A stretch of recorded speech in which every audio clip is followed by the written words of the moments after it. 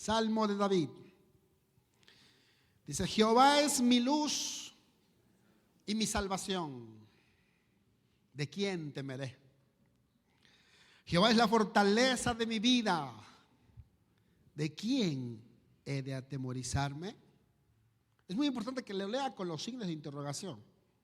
Otra vez: Jehová es mi luz y mi salvación. ¿De quién temeré? Jehová es la fortaleza de mi vida. ¿De quién he de atemorizarme? Cuando se juntaron contra mí los malignos, mis angustiadores y mis enemigos, para comer mis carnes, ellos tropezaron y cayeron. Aunque un ejército acampe contra mí, no temerá mi corazón. Aunque contra mí se levante guerra, yo estaré confiado. Versículo 4. Una cosa he demandado a Jehová. Vamos a repetirlo. Una cosa he demandado a Jehová, esta buscaré: que esté yo en la casa de Jehová todos los días de mi vida, para contemplar la hermosura de Jehová y para inquirir en su templo. Versículo 5. Porque él me esconderá en su tabernáculo en el día del mal, me ocultará en lo reservado de su morada, sobre una roca me pondrá en alto. Luego levantará mi cabeza sobre mis enemigos que me rodean, y yo sacrificaré en su tabernáculo sacrificios de júbilo. Cantaré y entonaré alabanzas a Jehová. Amén. Dele un aplauso al Señor en esta tarde y tome asiento, por favor. Aleluya. Hermoso salmo. Más o menos desde el capítulo 22, el capítulo 23, hay una serie de salmos, de cánticos de victoria. De cánticos de victoria. Y este es un cántico de victoria. Algunos teólogos dicen que este salmo fue escrito cuando estaba siendo perseguido por su hijo Absalón. Hay una crisis en la familia del rey David. Otros dicen que fue escrito ya viejo, donde él recordaba las cosas. El Espíritu Santo le inspiraba en momentos de la vida, nos inspira en momentos de la vida a recordar cosas, a saber que Dios sigue siendo fiel, a saber que Dios sigue siendo bueno. Comienza el salmo diciendo: Jehová es mi luz y mi salvación. ¿De quién temeré? Tremendo. La palabra luz, Él es mi luz, es la palabra literal, significa me hace brillar, es la palabra brillo. ¿Y cómo Dios nos hace brillar? ¿Cómo Dios hace que resplandezcamos? Dice el salmo, dice: Él es mi luz y Él es mi salvación. Y la palabra salvación en este versículo es la palabra: Él es mi libertador. Él me hace brillar para liberarme. O me libera cuando me hace brillar, cuando hace que yo resplandezca, cuando hace que yo sobresalga a una cierta circunstancia. Sobresalgo a un pleito, a un conflicto. Yo soy más grande, sobresalgo, brillo. Me vuelvo un letrero, me vuelvo un anuncio, un espectacular. Y ese espectacular se ve desde lejos. ¿Por qué? Porque Él es mi libertador. Y esa es la manera en que Dios normalmente a veces nos libera de los conflictos. Él es nuestro libertador porque nos levanta. Nos levanta sobre las circunstancias, nos hace brillar sobre las circunstancias. Pero nosotros no brillamos con luz propia. Nosotros no somos estrellas, somos lunas. La luna refleja la luz del sol. Y nosotros reflejamos la luz de nuestro Salvador, de nuestro libertador. Y cuando esto sucede, ¿de quién voy a tener miedo? ¿De quién he de temer? En cada circunstancia. El rey David, si existe un personaje en la Biblia que pasó por muchas dificultades, que pasó por diferentes procesos. Porque recuerda, si tú estás pasando un proceso ahora, no significa que es tu último proceso, a menos que te mueras. Es un proceso, termina este proceso y empieza otro, termina este otro y empieza otro. Recuerda que la cima de una montaña no es más que la base de la siguiente. Así que Dios siempre me ha librado. Dios siempre ha sido mi luz. Dios siempre ha sido mi libertador.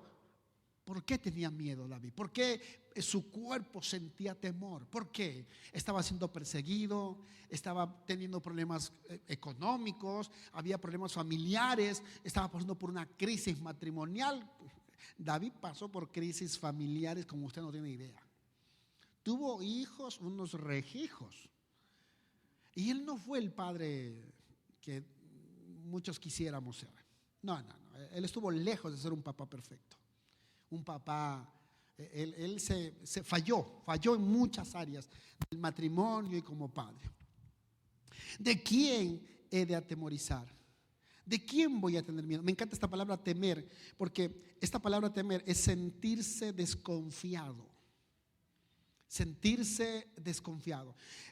Me acuerdo mis hijos varones, cuando eran pequeños íbamos a nadar y yo quería que saltaran. Y yo les decía, aquí te agarro.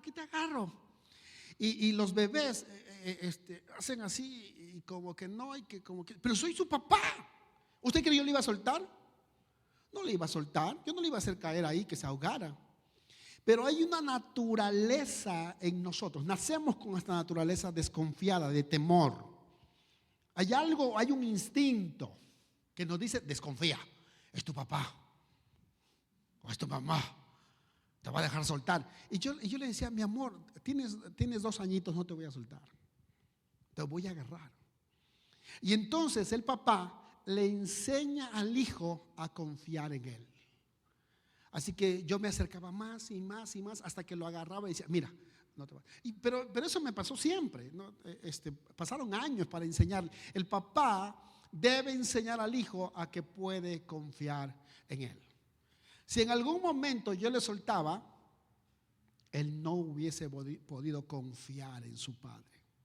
Así que yo me imagino a David recordando cuántas veces él se lanzó sobre los brazos de su padre y no le soltaron. Así que ¿por qué esta desconfianza? ¿Por qué este temor? ¿Por qué? Dice el versículo, ¿de quién temeré?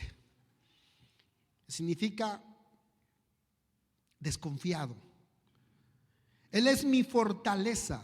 Esta palabra, si ven el versículo, dice, Jehová es la fortaleza de mi vida, ¿de quién he de atemorizarme? Y la palabra atemorizar es la palabra temblar.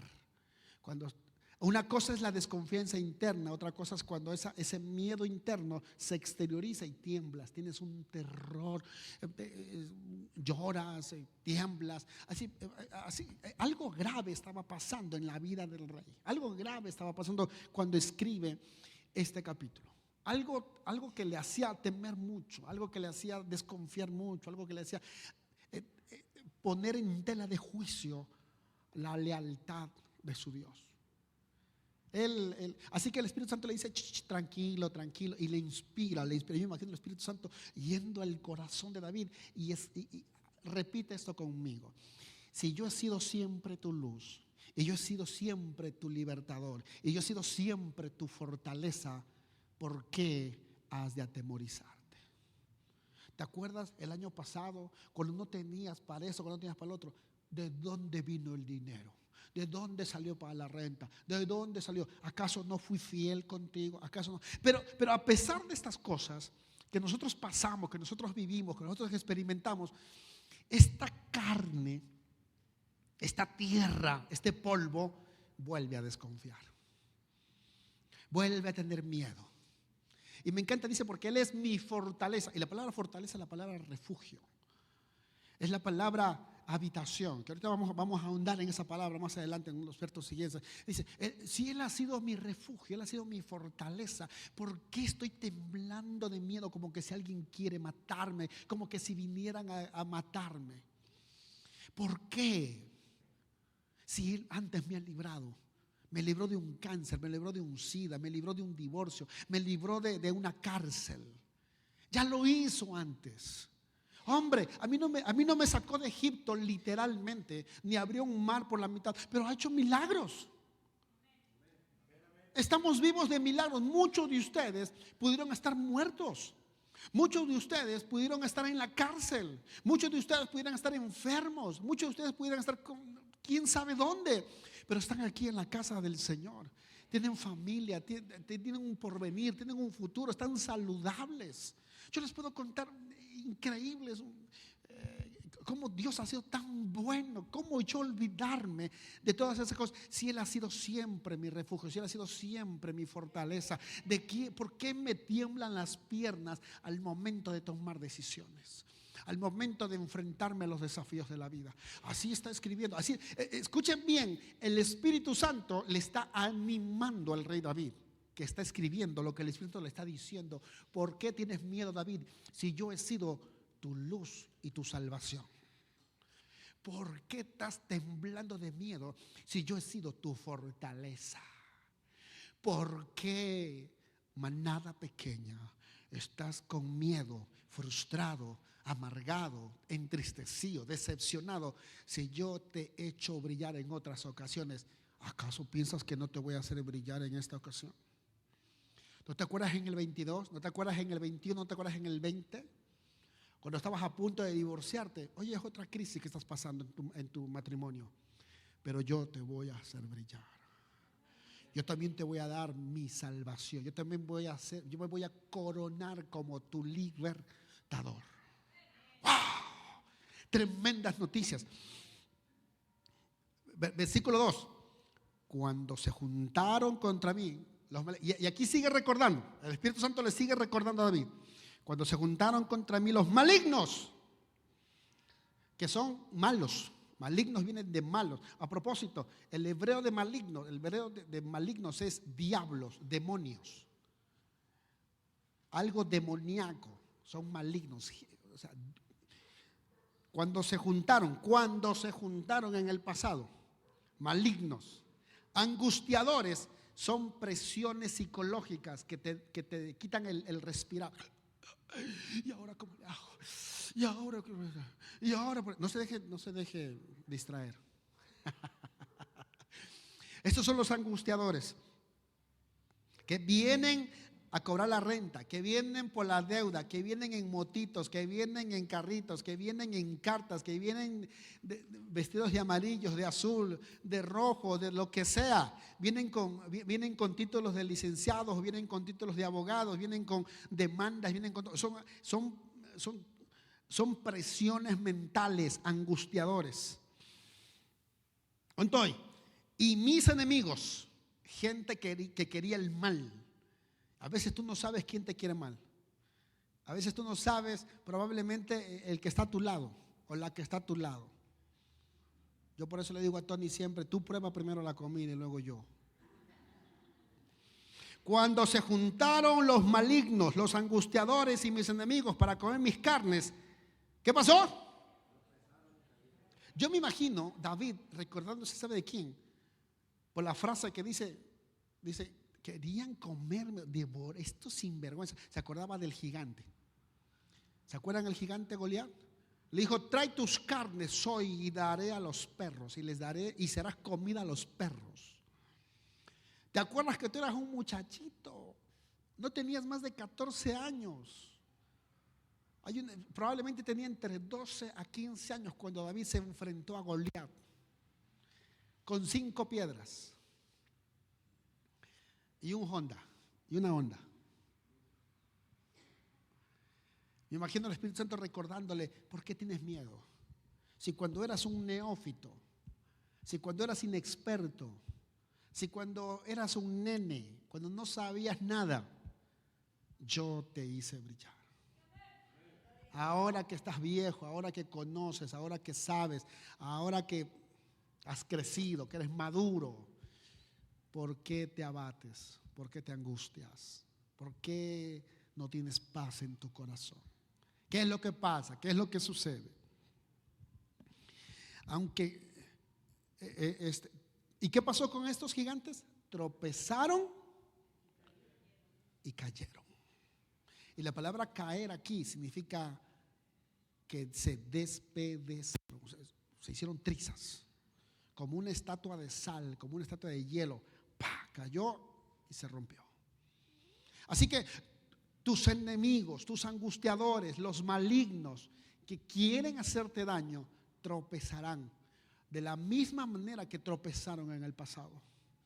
De la misma manera que no tuvieron victoria en tu pasado. Tienes 20 años, tienes 30 años, tienes 50 y pico de años como tu servilleta aquí. Tienes 60 años. Estamos vivos, gracias a Dios. Todos los que quisieron. ¿Sabes que el diablo quiere destruirte desde que naciste? Quiere matarte desde que naciste, te quiere matar. Y no tuvo éxito. Ha fracasado en todos sus intentos.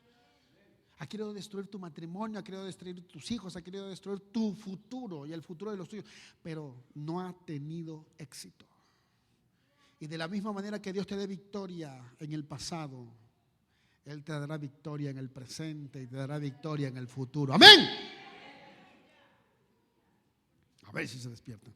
Versículo 3. Aunque un ejército acampe contra mí, no temerá mi corazón. Aunque contra mí se levante guerra, yo estaré confiado. Esta palabra confiado es la palabra firme, plantado. Dice, aunque un ejército acampe contra mí. ¿Sabes qué significa acampar contra ti? Significa que te rodearon. ¿Se acuerdan del sitio de Cuautla? Rodearon. ¿Y saben lo primero que hacen a los vecinos, a la gente que vive aquí? Dice, huyan, váyanse de aquí porque vienen las bombas, vienen las guerras que están pasando ahorita en Medio Oriente. Les dijeron, salgan, huyan, porque vamos a lanzar cohetes, vamos a lanzar misiles, vamos a lanzar esto. Pero los siervos de Dios, cuando escuchan las amenazas del diablo, se quedan firmes, esperando que el rey, que el libertador les haga brillar. Aunque un ejército acampe contra mí, no temerá mi corazón. Aunque contra mí se levante guerra, yo estaré firme. ¿Firme en qué? Firme en tus convicciones, firme en la palabra, en las promesas que Dios te ha hecho. Una vez Dios te habló. ¿Sabes la convicción de un matrimonio? Cuando tú te casaste y le dijiste a Dios, Señor, te prometo serle fiel a mi esposa, te prometo estar con ella hasta que la muerte nos separe. Esa es una convicción. En esa convicción debes de pararte. En esa palabra debes de estar firme. Aunque se levanten guerras, aunque se levanten rumores de guerras, yo estaré firme. Versículo 4, entramos al mensaje. Todo lo demás fue introducción. Versículo 4. David se da cuenta y dice, espérame, y cambia su tono en este poema. Ahora está hablando él. Ya no le está hablando el Espíritu Santo, ya no le está recordando al Espíritu Santo, ya no le está diciendo, recuerda que los que querían tu mal tropezaron y cayeron. Recuerdan que yo soy tu Salvador, recuerda que yo soy tu luz, recuerda que yo he estado contigo, recuerda que aunque se levante un ejército contra ti, tú debes de permanecer firme. Ahora David, siendo inspirado por el Espíritu Santo, comienza a escribir el versículo 4 y dice, una cosa he demandado a Jehová. Esto me encanta porque la palabra demandar es como la palabra exigir. ¿Y cómo le exigimos a Dios? Con la actitud correcta. Ya me hablaste, Espíritu Santo, ya me dijiste, ahora yo te pido algo muy humildemente, te exijo. Te demando. Esta buscaré. Lo que ha pedido a Dios, en eso se va a concentrar David. Su fuerza, su visión, su claridad viene así. Y dice, ¿sabes qué? Yo siempre le pido al Señor una cosa y yo debo de concentrarme en eso. Yo no puedo estar concentrándome en las guerras, en los rumores de guerras, en mis enemigos, en mis angustiadores, en los que buscan destruirme. Yo no puedo estar pensando en eso. De eso se encarga Dios. Pero hay una cosa que sí tengo que concentrarme, que tengo que buscar. ¿Qué es? Versículo 4. Que esté yo en la casa de Jehová todos los días de mi vida, para contemplar la hermosura de Jehová y para inquirir en su templo. Aquí hay dos cosas. Dice que esté yo en la casa de Jehová. Y esta palabrita casa se traduce en el hebreo como hogar. Es un concepto de familia, David está hablando, Señor, junto con mi casa, junto con la casa que me has dado, junto con la familia que me has dado. Pero su familia está hecho pedazos, ¿eh? Si este salmo fue escrito cuando Absalón le está persiguiendo, no, hombre, sus propios hijos quieren matarlo. Está hecho pedazos su familia, está hecho pedazos su matrimonio, está hecho pedazos su economía, está hecho pedazos. Levante la mano quien tiene problemas familiares. No levante la mano. Eso es parte diaria de los que tenemos hijos, de los que estamos casados, ¿sí o no? Eso es parte. Tú no tienes problemas. Eres extraterrestre, eres de otro planeta. Y David tenía unas bronconononones. Es algo que yo he buscado, algo que yo te demando, Señor, y esta buscaré. Yo quiero estar con mi familia, yo quiero estar en mi casa, yo quiero estar en tu casa. Yo quiero que todos los lugares donde yo esté con mi familia, yo quiero buscarte. Yo quiero, esta palabra buscarte es una palabra de conocimiento e intimidad. Yo quiero conocerte íntimamente cada día más. Mire, le voy a dar un ejemplo. Yo llevo casado 25 años. Hay otros que llevan casado 30 años, otros que llevan casado 5 años, meses. Ok. Por favor, no le digan eso a la pastora. Yo llevo 25 años, fuimos novios 6 años. Así que la conozco desde hace 26 años. La conozco unos 2 años antes de que fuera mi novia. Así que 28 y no termino de conocerla. No termino de entenderla. Es un misterio que debo de ir descubriendo todos los días. Creo que los próximos 25 años probablemente me alcance, probablemente.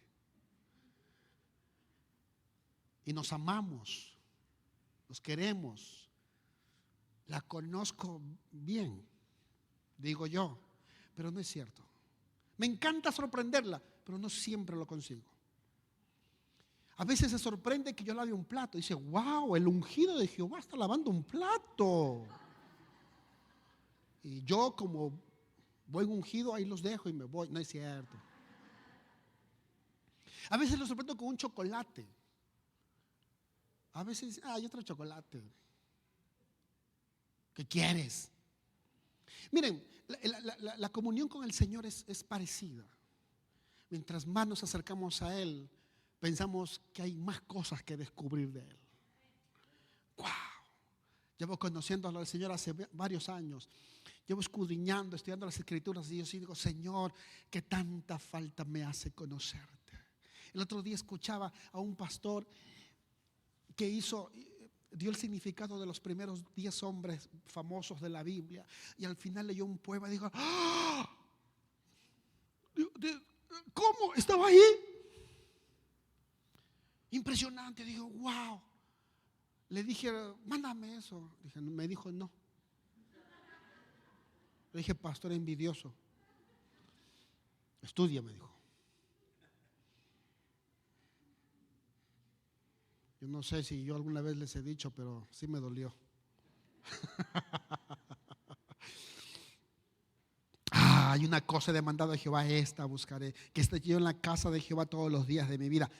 Casa, Señor, yo sé que mi familia está hecho pedazos. Yo sé que mis hijos están hechos pedazos. No puedo ocultarlo. Y son los hijos del pastor. Y somos cristianos. Y soy líder de la iglesia Casa del Rey. Pero no puedes ocultarlo. David dice, yo voy a seguir buscando al Señor con mi casa, a favor de mis hijos, a favor de mi esposa. Puede estar pasando lo que esté pasando. Una cosa le he demandado, le he exigido al Señor. Esta es la que me voy a zambullir, esta es la que voy a buscar, esta es la que voy a examinar, esta es la que voy a hacer. Yo quiero buscarte, Señor, en medio de mi casa, con mi familia. Por favor, un día, Señor. Por favor, un día al que está descarriado, al que está en las drogas, al que está en el alcohol. Si tienes una esposa necia, Señor, tráela. Si tienes un esposo necio, flojo, vago. No sé por qué se me salen más cosas de los hombres que de las mujeres. Pero dices, con mi casa. Pero no solamente se detiene ahí la primera parte del versículo. Dice, para contemplar la hermosura de Jehová y para inquirir. ¿En dónde? En su templo. cambia el verbo. Escuchen bien, ¿qué es lo que estaba pidiendo David?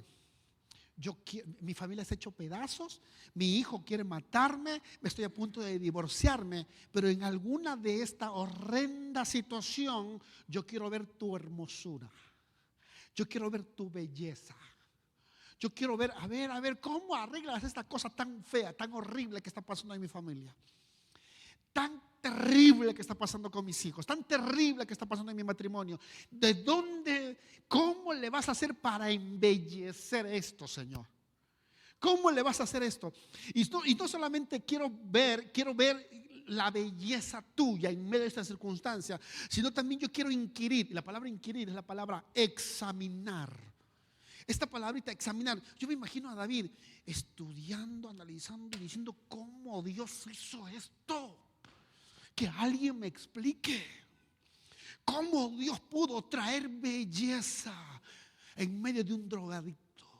Cómo Dios pudo traer hermosura en medio de un descarriado alcohólico empedernido.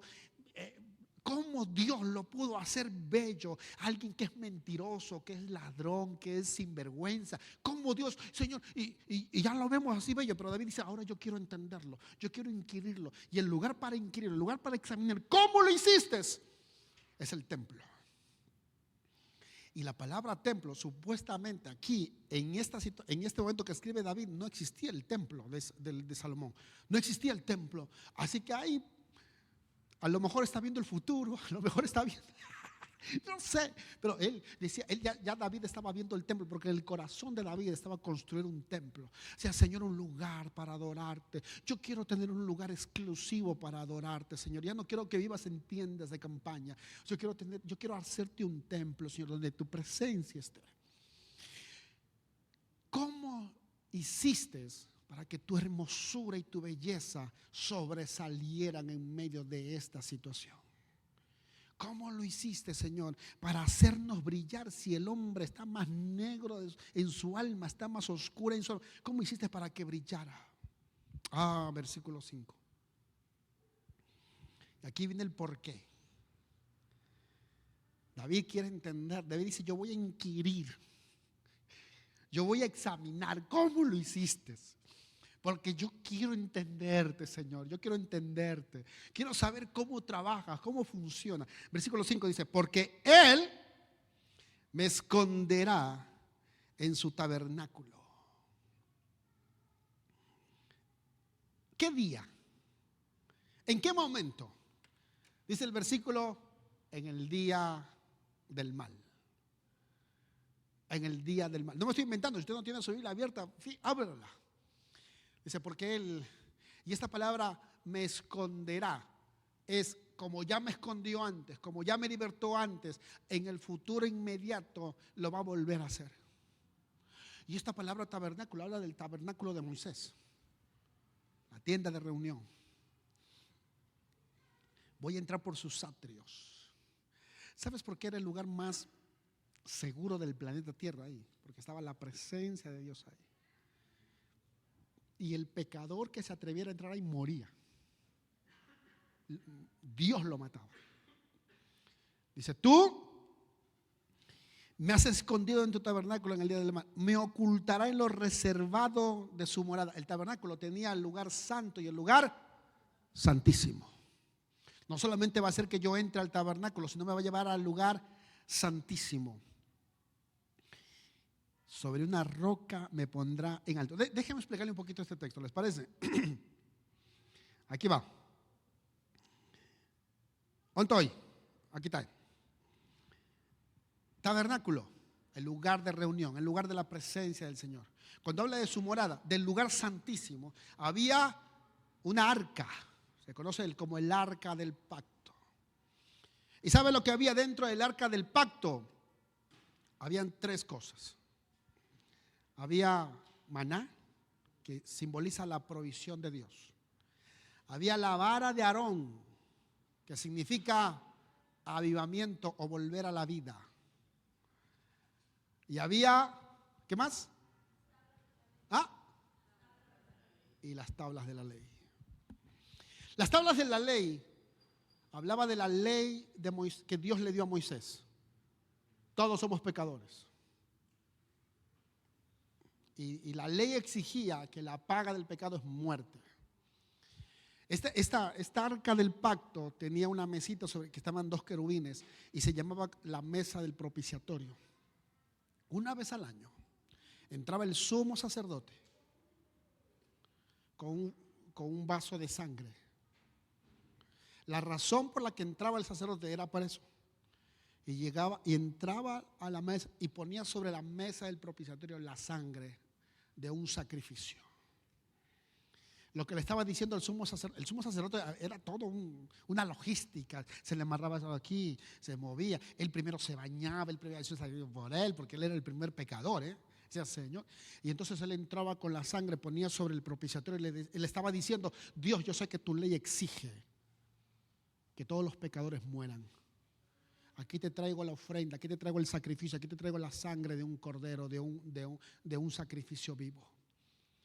Y con eso la sangre, el sacrificio superaba a la ley, a las exigencias de la ley. Y Dios perdonaba al pueblo y no mataba a todo el pueblo.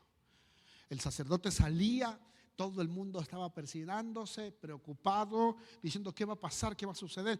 El sumo sacerdote salía. Y todo el mundo gozaba y decía: wow, el Señor nos ha perdonado todos nuestros pecados.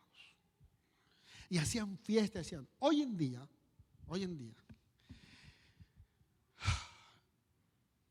nosotros somos como ese sacerdote. El Señor nos hizo reyes y sacerdotes. Y no solamente entramos una vez al año. Deberíamos entrar todos los días a ese lugar de refugio, a su morada que ha sido reservada. Dice: en lo reservado de tu morada no entra todo el mundo, porque se mueren. Y escucha bien, cada vez que tú entras a esa morada, a ese reservado, a ese secreto, Dios no quiere tu adoración en primer lugar. Dios no busca tus golpes de pecho en segundo lugar. Dios no quiere tu dinero en primer lugar. El primer requisito que Dios quiere de ti es que lleves una marca de sangre. Es que tú digas: Señor, yo sé que en este lugar tú exiges que alguien muera por el pecado. Y aquí te traigo la prueba que alguien murió por mis pecados. Que alguien dio su vida por mis pecados. Y tú entras al lugar de lo reservado, pones ese sacrificio. Y Dios el Padre, el papá, el mero, está con una espada. Déjame ver. Y tú le dices: es la sangre del cordero inmolado en la cruz. Ok. Y la ira de Dios se calma. Ahora sí, ¿qué más me traes? Ahora sí, te traigo adoración, te traigo alabanza, te traigo una ofrenda de diezmo, te traigo una ofrenda de lo que tú quieras, una ofrenda de júbilo, te traigo lo que tú quieras. Pero nada de eso sirve si tú no entras con el sacrificio de Cristo en tus manos. Ese es el lugar de reservado. Ese es el lugar. Y David en un par de ocasiones entró. No podía entrar como rey, solamente tenía que entrar como sacerdote. Wow. O sea, Señor, tú me llevaste a lo reservado. ¿Cómo yo puedo entender que tú, una conciencia negra, lo transformas en hermoso, lo transformas en lindo? ¿Cómo tú transformas unos hijos rebeldes?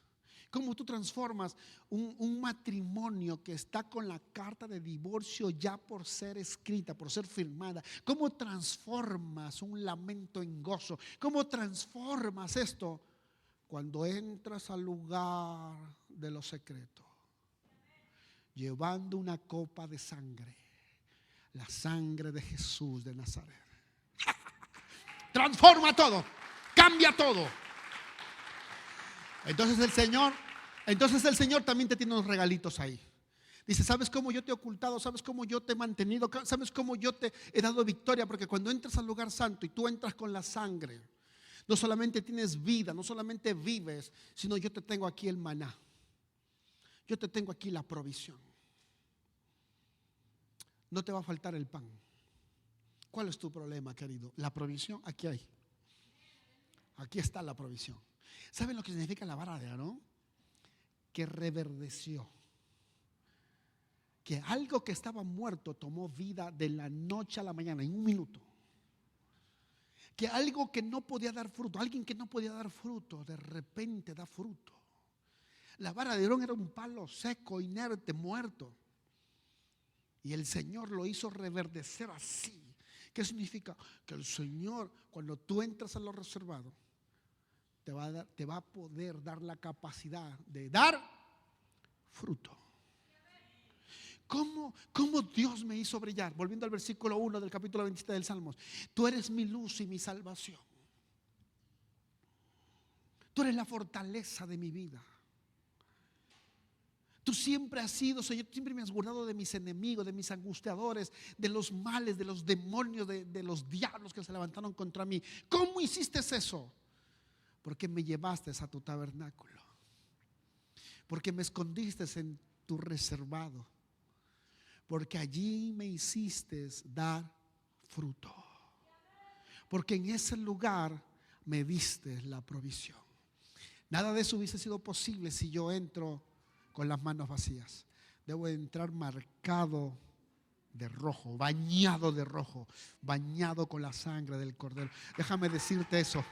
Aleluya. Déjame decirte eso. Bendito Dios por su sacrificio. No importa lo que hiciste ayer, Él puede perdonar tus pecados. No importa lo que hiciste la semana pasada, Él puede perdonar tus pecados. Ya voy a terminar. ¿Dónde estoy? Versículo 5. Porque Él me esconderá en su tabernáculo en el día del mal, me ocultará en lo reservado de su morada. Sobre una roca me pondrá en alto. O sea, me va a hacer brillar. ¿Cuál es esta roca? Esta roca es Cristo. Él es la roca de mi salvación. ¿Cómo hace que nos noten? ¿Cómo hace Dios que nos note? ¿Cómo sabemos que era un burro el que cargaba a Jesús? ¿Cómo sabemos eso? Porque la historia dice que hubo un burro que cargó a Jesús. No dice el nombre del burro. Se llamaba César, o Fabián, o Miguel, o Dante, o Pedro. Tú no. Pero ¿a quién le importa el nombre del burro? ¿Sabe lo que importa? Es que cargaba al maestro. Eso es lo que importa. Imagínate el burro pensando que salve, wow, pensando que sus aplausos eran para él. ¿Qué burro sería? Porque hay burros que piensan que los aplausos son para él. Se olvida que es porque va alguien sobre ellos. Cuando yo entro a su tabernáculo y entro a su reservado, Él me hace brillar. Él se vuelve mi libertador. Me pone sobre los hombros de Cristo y me levanta. ¿Saben lo que hacen, no? Cuando ganan un campeonato? ¿Saben lo que hace con los jugadores? La gente los levanta. Los jugadores luego se unen y agarran al técnico. El técnico nunca jugó, nunca participó, dio instrucciones y lo levantan en hombros. Dice, él también ganó el campeonato. Sí, yo di mi vida por él y le pisé en la cabeza al diablo. Pero también esta copa también le pertenece a él. También le pertenece a Iván, también le pertenece a María, también le pertenece a Luis. También ganó el campeonato. También, aunque no metió goles, estorbó al enemigo con sus oraciones. Sobre esta roca nos va a poner. ¿Por qué tienes miedo?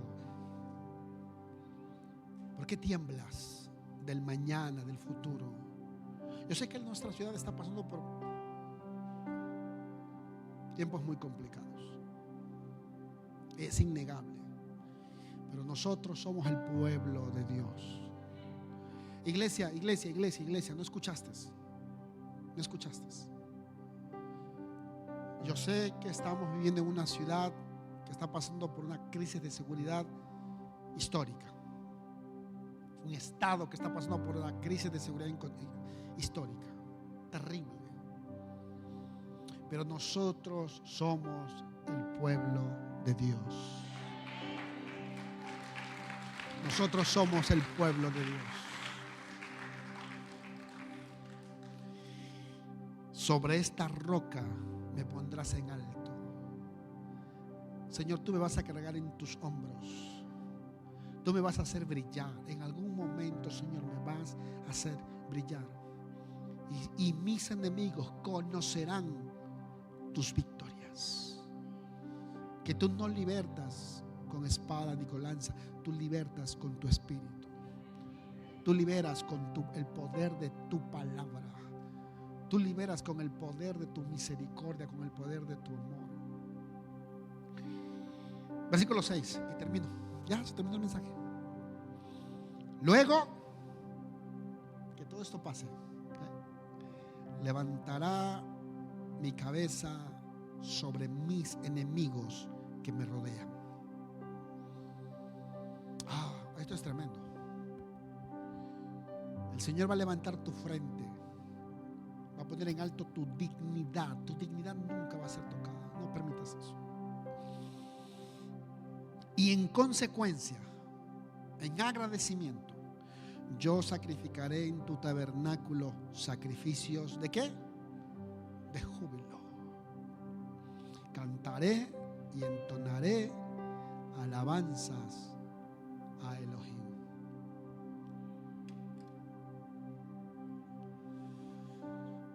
Mis amados, amada iglesia del Señor,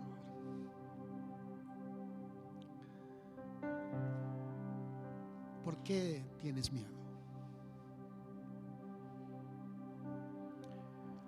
A veces tenemos miedo de gente que nos puede hacer daño.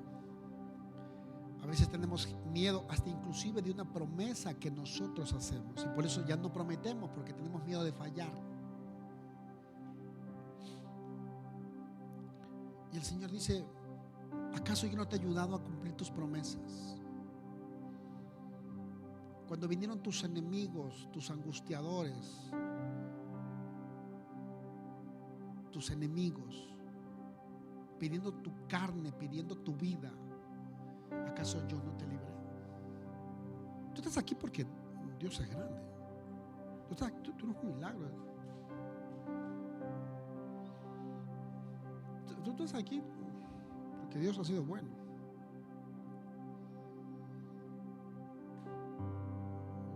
¿Cuántos de ustedes ya deberían estar abandonadas, dejadas, divorciadas y de todo?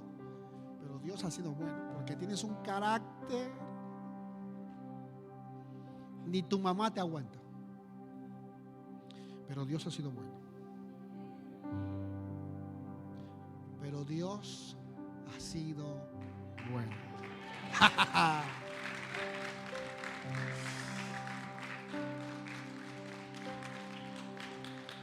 Él te ha hecho brillar a pesar de. Y tú puedes ponerle. Tú puedes rellenar. Él te ha hecho brillar.